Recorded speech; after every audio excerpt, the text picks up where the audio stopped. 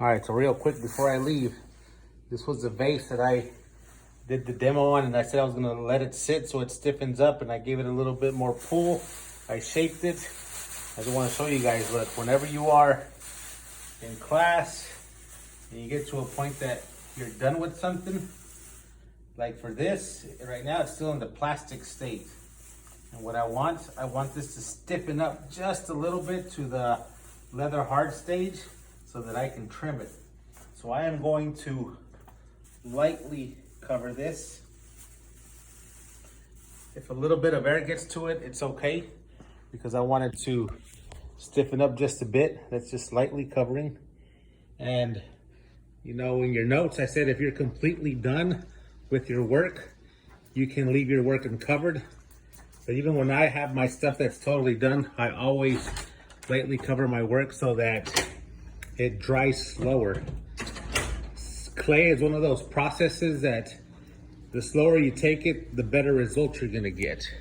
So let me show you now the kiln, because I went to go check on it and it's about to be finished. Now, remember if I told you guys that when the kiln is like really hot, like you can see it glowing. And I just wanted to show you this because I think it's pretty cool. I know it's kind of loud in here, but this is the kiln. Right there is like a little crack in the lid. You can see the little peepholes.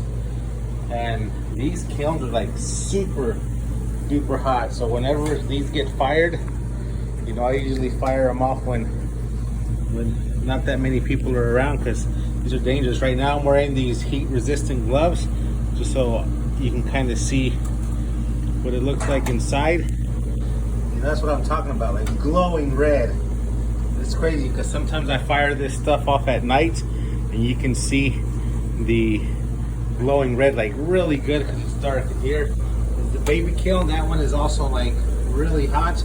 Only difference is that the lid has a better seal on that one, so you can't see it as well. Anyway, I'm gonna turn the lights back on and then I'm gonna let you see. I kind of put this cloth that has a temperature gauge on it, and right now it's 102 degrees in this kiln room. Outside in our rooms, it's about 71, 72 degrees, but just because of the kiln, this kiln room heats up to about 105 degrees usually. So, you know, right now that kiln inside is 2,100 and something degrees.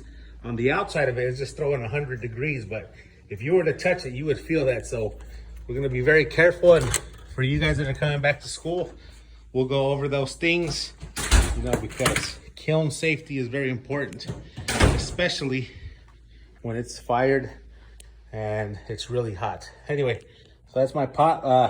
I'll take some progress pictures of it. That way you can see what it looks like when it's done, and we'll go from there. All right, guys. See you next time.